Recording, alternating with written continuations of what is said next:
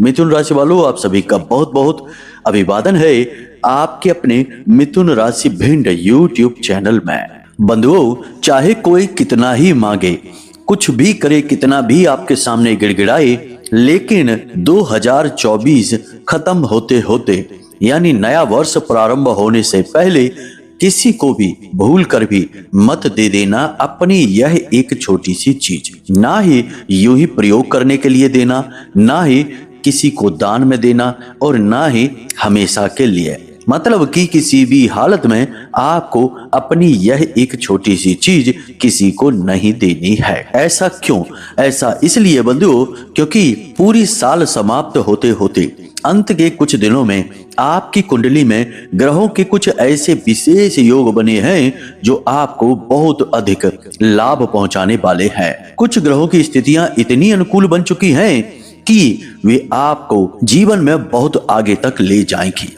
कहने का मतलब यह है कि यह 2024 चाहे कैसा भी रहा हो, इसने कितने भी कष्ट, अड़चने और परेशानियां आपको दी हो, परंतु जाते जाते यह आपके लिए बहुत अच्छा और बेहद अनुकूल वातावरण बनाकर जा रहा है। मतलब कि हम यह कह सकते हैं कि आने वाले वर्ष के लिए आपके लिए बेहद ही शुभ संकेत मिलने शुरू हो चुके हैं और आपका आने वाला वर्ष 2025 बेहद लाभदायक और आपकी जिंदगी में खुशियां लाने वाला साबित होगा। और इसकी शुरुआत हो चुकी है 2024 के अंत के कुछ दिनों से ही। कौन से हैं वे ग्रह के योग, कौन से हैं वे ग्रह जो आपको शुभ संकेत दे रहे हैं, आपकी एक अच्छी शुरुआत करवाने वाले हैं? बंधुओं, ज्योतिष शास्त्र का एक बेहद ही महत्वपूर्ण नियम है कि जो भी ग्रह हमें शुभ संकेत देते हैं, हमारे जीवन में सकारात्मक हो जाते हैं, हमें लाभ देने लगते हैं, उन ग्रहों से जुड़ी हुई चीजें हम कभी किसी को नहीं देते हैं, ना ही उनका दान करते हैं और ना ही उनका लेन देन करते हैं। बल्कि ठीक इसके उलट, जो ग्रह हमें परेशान कर रहे हैं, हमारे जीवन में अड़चने डाल रहे हैं, उन ग्रहों से जुड़ी हुई चीजें हमें दान करने के लिए कहा जाता है। हम किसी और को यूं ही दे भी सकते हैं। जी हाँ बंधुओं, इसीलिए आपने देखा होगा कि जब कोई व्यक्ति शनि से अधिक पीड़ित होता है तो शनि के एक बहुत अच्छे उपाय के तौर पर यह भी कहा जाता है कि अपने पहने हुए वस्त्र और अपने पहने हुए जूते किसी को दान में दे दो, किसी भिखारी को दे दो, या किसी कमजोर आर्थिक स्थिति या गरीब वर्ग के किसी व्यक्ति को, मजदूर आदि को दे दो, क्योंकि शनि इनके अधिपति होते हैं और आपके द्वारा दी गई दान की इन वस्तुओं से शनि के नकारात्मक प्रभाव आपके ऊपर से कम हो जाते हैं। तो अब ऐसे में कौन से हैं वे ग्रह जो आपके भाग्य को चमकाने वाले हैं, आपकी जिंदगी में एक नई चमक लाने वाले हैं, और कौन सी विशेष सावधानियां हैं जो आपको बरतनी चाहिए ऐसे विशेष शुभ समय में? क्योंकि बंधुओं, आपकी जिंदगी में वैसे भी अच्छे समय की शुभ घड़ियों की शुरुआत बहुत ही कम होती है। मतलब कहने का यह होता है कि आपकी जिंदगी में अच्छा समय वैसे भी बहुत मुश्किल से आता है। अब यदि कहीं किसी लापरवाही की वजह से, आपकी ही किसी गलती की वजह से यह समय का भी आप लाभ न ले पाए, तो इससे बड़ी दुर्भाग्य की बात कोई और नहीं होगी। जी हाँ बंधुओं, तो बस हमारा आपसे यही निवेदन है कि इन ग्रहों की चाल को समझें और कुछ जरूरी सावधानियों को रखें। साथ ही साथ जो ग्रहों की सकारात्मक स्थितियां बन रही हैं, उन ग्रहों की सकारात्मक स्थिति का आने वाले पूरे वर्ष आप कैसे लाभ ले पाएंगे? क्योंकि कुछ दिनों तक यदि सकारात्मक स्थिति बनी रहे फिर नकारात्मक हो जाए तो फिर फायदा ही क्या है? जीवन कुछ दिनों में तो बदलता नहीं है। जीवन में बड़े परिवर्तन लाने के लिए समय लगता है। इसलिए ग्रहों की अनुकूलता का लंबे समय तक लाभ मिलता रहे, ऐसे कुछ जरूरी शक्तिशाली उपाय और कार्य भी हमें जानने चाहिए। कहने का मतलब यह है कि यह जो वीडियो कार्यक्रम हम आपके लिए लेकर आए हैं, यह न केवल आज के समय के अनुकूल है, बल्कि आपके आने वाले पूरे 2025 को भी गारंटी से आपके लिए बेहद कामयाब वर्ष बनाने वाला है। जी हाँ बंधुओं, तो बस आपको पूरे धैर्य के साथ इस कार्यक्रम को देखना है। इसी के साथ साथ बंधुओं, हम आपको बता दें कि इस कार्यक्रम के अंत में हम आपको एक ऐसा महाशक्तिशाली बेहद ही गुप्त उपाय बताने वाले हैं जो बृहस्पति, मंगल और शुक्र इन तीनों ग्रहों की सकारात्मक ऊर्जा को आपके जीवन में लेकर आएगा। और जिस जातक के जीवन में इन तीन ग्रहों ने खुशियां भर दी, उसके जीवन में फिर किसी चीज की कमी नहीं रह जाती है। और सबसे बड़ी बात बंधुओं कि यह उपाय बेहद शक्तिशाली है और हजारों लोगों के जीवन पर आजमाया गया है। अब तक हमें कोई ऐसा व्यक्ति मिला ही नहीं है जिसने यह कहा हो कि गुरुजी यह उपाय कार्य नहीं कर रहा है। तो आपको इस उपाय को जानना बेहद आवश्यक है, ताकि आप पूरे वर्ष 2025 में इस उपाय के माध्यम से जो भी थोड़ी बहुत नकारात्मकता आपके जीवन में रहेगी, उससे छुटकारा प्राप्त करते रहें और आपका आने वाला पूरा वर्ष खुशियों से भर जाए। जी हाँ बंधुओं, तो बस इसके लिए आपको इस कार्यक्रम को अंत तक देखना है पूरे धैर्य के साथ। बंधुओं, यह कार्यक्रम हमने बहुत ही मेहनत से आपकी कुंडली और आपके राशि के बनने वाले ग्रह गोचरों और कुछ विशेष ग्रह योगों का बारीकी से गणनात्मक तुलनात्मक अध्ययन करने के बाद तैयार किया है। तो बस हम आपसे यह चाहते हैं कि इस कार्यक्रम को आप अंत तक देखें, तभी यह आपके जीवन में परिवर्तन लेकर आ पाएगा और हमारी मेहनत भी सफल होगी। जी हाँ बंधुओं, तो उम्मीद करते हैं कि आप हमारी बात समझ रहे हैं और इस कार्यक्रम में अंत तक अवश्य ठहरेंगे। तो चलिए बंधुओं, माता रानी को याद करते हुए पूरे भक्ति भाव के साथ कमेंट बॉक्स में लिख डालिए, जय मां भद्रकाली कृपा करो। माता रानी निश्चित तौर पर आपके ऊपर कृपा करेंगी, हमें पूर्ण विश्वास है। इसी के साथ साथ बंधुओं, यदि आप इस चैनल कार्यक्रम पर पहली बार आए हैं तो आप इस चैनल को सब्सक्राइब अवश्य कर लें, चैनल परिवार के सदस्य बन जाएं। माता रानी की विशेष कृपा आपको प्राप्त होगी, क्योंकि आप न केवल हमारे बल्कि माता रानी के दिव्य परिवार के सदस्य बन चुके होंगे। तो चलिए जल्दी से चैनल को सब्सक्राइब कर लीजिए, फिर आगे बढ़ते हैं। बंधुओं, हमने बारीकी से आपकी कुंडली का अध्ययन किया है और हम आपको बता दें कि ग्रहों की चाल जो पल प्रतिपल बदलती रहती है, अब कुछ इस प्रकार के योग बना रही है जो आपको विशेष लाभ पहुंचाने वाले हैं। सबसे पहला कि शनि और शुक्र की युति बनने जा रही है। 28 दिसंबर को शनि देव की युति बनने जा रही है शुक्र के साथ। पूरे एक महीने के लिए यह विशेष योग बन रहा है। अब आप सोचेंगे कि इसमें कौन सी बड़ी बात है, तो जब शनि देव शुक्र के साथ युति बनाते हैं तो शनि देव के सकारात्मक परिणाम हजारों गुना बढ़ जाते हैं। शनि देव सचमुच में मणि देव का कार्य करने लगते हैं। ऐसा इसलिए क्योंकि शनि शुक्र के परम मित्र हैं, और जब शुक्र के साथ शनि मिलते हैं तो शुक्र के स्वभाव को ही, उनके प्रभाव को ही अपने ऊपर धारण कर लेते हैं, उन्हें ओढ़ लेते हैं। इसे शनि देव का स्वागत मानकर चलिए अपने मित्र के लिए। जी हाँ बंधुओं, तो आप इससे समझ सकते हैं कि आपके जीवन में इसके क्या सकारात्मक परिणाम होंगे। 3 तरीके की खुशियां आपके जीवन में आएंगी 28 दिसंबर के बाद, और फिर पूरे एक महीने के लिए आपके जीवन में रुकेंगी। हम आपको कुछ ऐसे तरीके भी बताएंगे जिससे कि ये आने वाली खुशियां पूरे एक महीने तक नहीं, पूरे एक वर्ष तक और यहाँ तक कि पूरे जीवन भर रुकी रहेंगी। तो ध्यान से सुनिए 3 खुशियां क्या हैं। सबसे पहली, धन को लेकर समस्या समाप्त। जी हाँ बंधुओं, अचानक से धन लाभ होगा। कहीं से भी आए, कैसे भी आए, किसी भी प्रकार से आए, चाहे आपका ही रुका हुआ धन मिले, चाहे आपको कहीं पर किसी भी प्रकार से धन लाभ हो, पैसे आपके जीवन में आएंगे 28 दिसंबर के बाद। इसे आप ध्यान से समझिए। दूसरा यह कि आपके जीवन की कोई एक बड़ी समस्या का समाधान करने में आपका कोई एक मित्र, कोई एक बहुत ही खास व्यक्ति आपकी मदद करेगा, और वह मदद कोई छोटी मोटी मदद नहीं होगी। वह कुछ इस प्रकार की मदद होगी कि आप उसे जीवन भर भूल नहीं पाएंगे। कहने का मतलब यह है कि एक मित्र, एक आपका अपना ही कोई आपकी बहुत बड़ी मदद करने वाला है। इस मदद से आपके जीवन में बहुत सारी खुशियां आएंगी। अब किस प्रकार की हो सकती है यह मदद? कोई सरकारी विवाद है, कोर्ट कचहरी का कोई मैटर है जिसमें कि आपको बहुत अधिक परेशानी हो रही है, सुलझने का यह विवाद नाम ही नहीं ले रहा है, वहां पर यह मदद आपको कर सकता है। रुपए पैसे से आपको मदद कर सकता है। कहीं से आपको पैसे की बहुत अधिक आवश्यकता है, आप कोई अपना काम धंधा व्यापार शुरू करना चाहते हैं, कोई नई शुरुआत करना चाहते हैं और आपको पैसे की जरूरत है, तो वैसी मदद हो सकती है। कुल मिलाकर देखा जाए तो किसी भी प्रकार से होगी, लेकिन मदद अवश्य होगी। इन 2 बातों को आप याद रखना, ये दोनों घटनाएं आपके जीवन में निश्चित तौर पर होंगी ही। तीसरी घटना, प्रेम आपके जीवन में आएगा। हम आपको बता दें कि जिन लोगों का प्रेम बंधन नहीं है किसी भी प्रकार का, उनके नए प्रेम संबंध बन सकते हैं।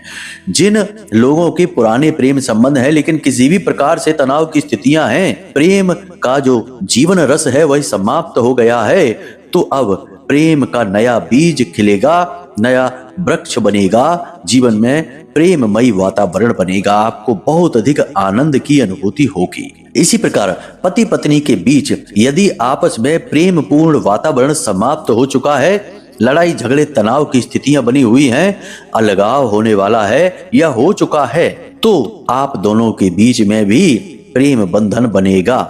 बेशक चाहे कमजोर वातावरण बने, लेकिन यदि आप प्रयास करेंगे और कुछ जरूरी उपाय कर लेंगे तो यह प्रेम बंधन फिर से मजबूत हो जाएगा और फिर कभी टूटेगा ही नहीं। ऐसा होगा शुक्र देव की वजह से। याद रखना कि शुक्र प्रेम के ही कारक ग्रह हैं। जिसके जीवन में शुक्र उत्तम होते हैं, सकारात्मक होते हैं, उसके जीवन में प्रेम की किसी भी प्रकार की कमी नहीं होती है। अब यह ग्रह स्थिति आपके जीवन में बनने वाली है बंधुओं, तो बस इंतजार करिए और जीवन के एक नए आयाम में जाने के लिए तैयार हो जाइए। इसी के साथ साथ बंधुओं, कुछ ग्रहों की स्थितियां और भी बहुत ही सकारात्मक हैं, जैसे कि गुरु और बुध का समसप्तक योग। यह भी बड़ा लाभदायक होता है क्योंकि गुरु हैं ज्ञान के देवता और बुध हैं उस ज्ञान को प्रयोग करने की विधि।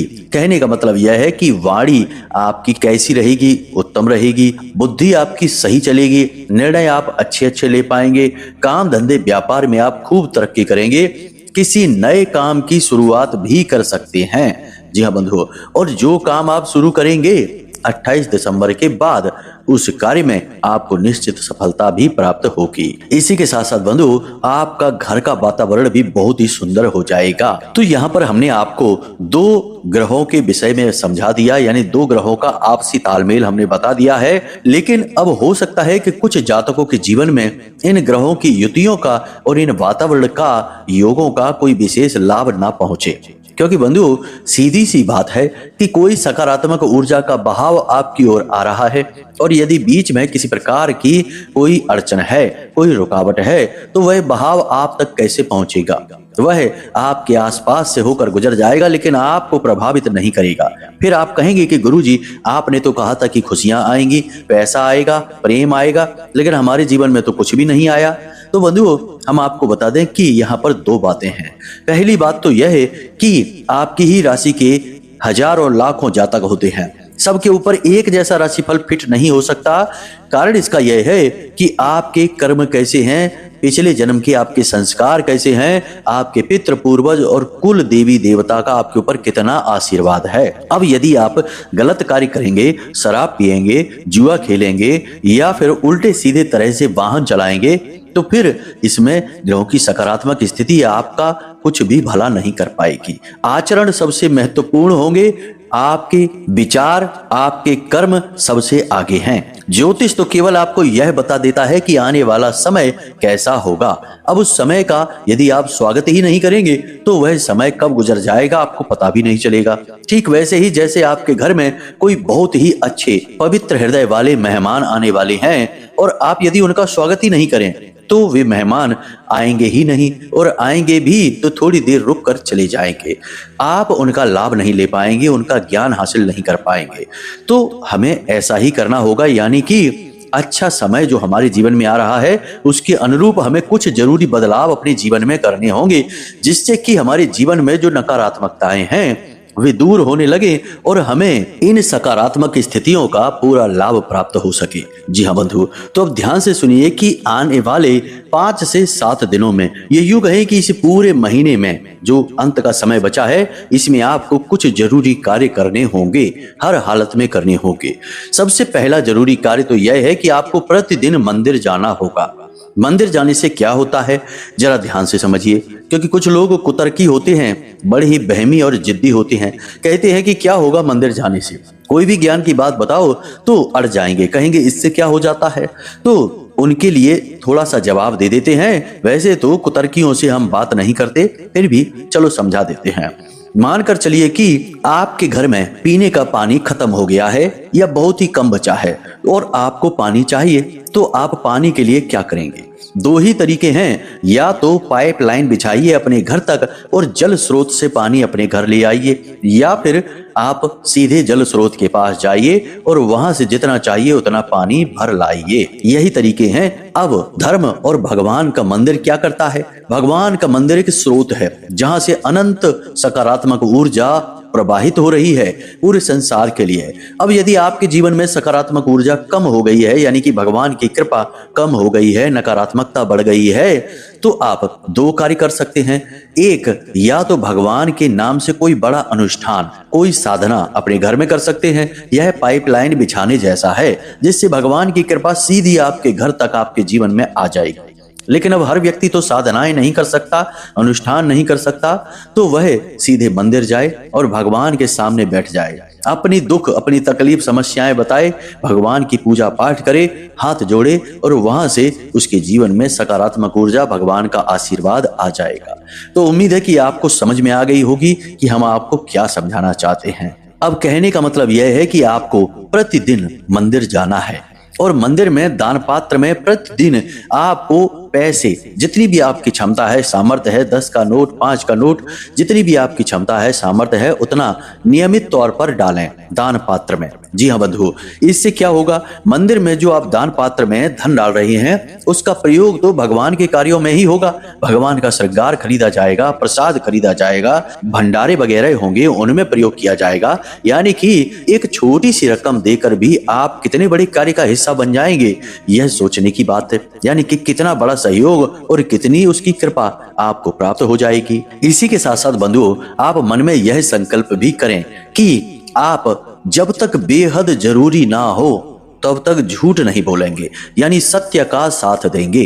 अपनी झूठी सीखी बखारने के लिए भी झूठ नहीं बोलेंगे, कुछ भी गलत नहीं बोलेंगे। जो सच है सो है, जैसी स्थिति है वैसी है, आप हर हालत में सच बोलेंगे। एक बात हम आपको बता दें बंधुओं कि जब कोई सत्य बोलता है तो उसके ऊपर वाक सिद्धि हो जाती है, और जब कोई पूर्ण रूप से अहिंसक हो जाता है तो हिंसक से हिंसक जानवर भी उसका कुछ नहीं बिगाड़ पाते हैं। और जब कोई पूर्ण रूप से धार्मिक हो जाता है, भगवान की भक्ति में लीन हो जाता है, तो भयंकर से भयंकर भूत प्रेत पिशाच निशाचर चुड़ैल भी उसका कुछ बिगाड़ नहीं पाते हैं। ये सत्य है, ये बदलता नहीं है। आपके आचरण आपके जीवन में ऊर्जाओं को आकर्षित करते हैं। आप यूं ही बिना बात के झूठ बोलेंगे, उल्टी सीधी बातें करेंगे, इसकी उसकी बुराइयां करेंगे, तो आप नकारात्मक ऊर्जाओं को, भूतों को, प्रेतों को, पिशाचों को अपनी ओर आकर्षित कर रहे हैं, क्योंकि ये इन्हीं तरीके के वातावरण में रह सकते हैं। ठीक इसके विपरीत आप सत्य बोलने लगे, आप भगवान का नाम स्मरण करने लगे, केवल भगवान का नाम और भगवान के भजन ही एकांत में बैठकर गाने लगे खाली समय में, तो भला कौन सा भूत प्रेत आपके आसपास रह सकता है? क्या आपको किसी की नजर लग सकती है? क्या कोई नकारात्मक ऊर्जा आपका कुछ बिगाड़ सकती है? नहीं, संभव ही नहीं है। तो बस आपको इस प्रकार के आचरण करने हैं। तो इस तरीके का वातावरण आपको बनाना है ताकि आप इन बनने वाले शुभ समय और योगों का पूरा लाभ ले सकें। अब ध्यान से सुनिए, हम आपको बताने जा रहे हैं उस एक चीज के विषय में जिसे आपको भूल कर भी किसी को नहीं देना है इस पूरे महीने में, यानी कि नया वर्ष प्रारंभ होने से पहले किसी को भी नहीं देने हैं। दो चीजें हैं बंधु, दोनों ही चीजें यहाँ पर आपके शुक्र और शनि से संबंधित हैं। चूंकि अब शनि भी मार्गी चल रहे हैं, सकारात्मक हैं, आपको लाभ पहुंचा रहे हैं, हानि नहीं, तो शनि से जुड़ी हुई चीजें आपको किसी को भी नहीं देनी है। यानी अपने जूते चप्पल, अपने वस्त्र, खास तौर से कमर से नीचे पहने जाने वाले वस्त्र, और अपना वाहन, अपनी गाड़ी और अपने इलेक्ट्रॉनिक सामान किसी को भी प्रयोग के लिए नहीं देने हैं। चाहे कोई कितना ही मांगे, उधार मांगे आपसे, किसी को नहीं देने हैं। दूसरा कि आपके घर में यदि कोई ऐसा सामान है इन चीजों से जुड़ा हुआ, यानी कि जूते चप्पल वस्त्र वगैरह, जो अब आप प्रयोग नहीं करते हैं, तो उसे अपने घर से तुरंत निकाल कर बाहर कर दें, अपने घर में उसे ना रखें। जैसे इलेक्ट्रॉनिक सामान, टूटा फूटा कबाड़ का सामान है, उसे नहीं अपने घर में रखना है, उसे बाहर निकाल देना है, कबाड़ी वाले को बेच देना है। इसी प्रकार अपने पुराने वस्त्र हैं, जूते चप्पल वगैरह हैं, उन्हें बाहर निकाल कर फेंक देना है, किसी को प्रयोग करने के लिए नहीं देना है, फेंक देना है। इस तरह से आप शनि के सकारात्मक गुणों को अपने जीवन में लेकर आएंगे। दूसरा, शुक्र से जुड़ी हुई चीजें, यानी कि सफेद रंग की कोई भी वस्तु, अपने सौंदर्य प्रसाधन का कोई भी सामान और शक्कर, नमक, चावल यानी सफेद रंग की कोई भी वस्तु आपको किसी को देनी नहीं है। सफेद रंग यानी कि चांदी का सामान भी हो सकता है, कोई जेवर वगैरह होंगे चांदी के, ब्रेसलेट है, चूड़ा, कड़ा, घड़ी, किसी को भी नहीं देनी है।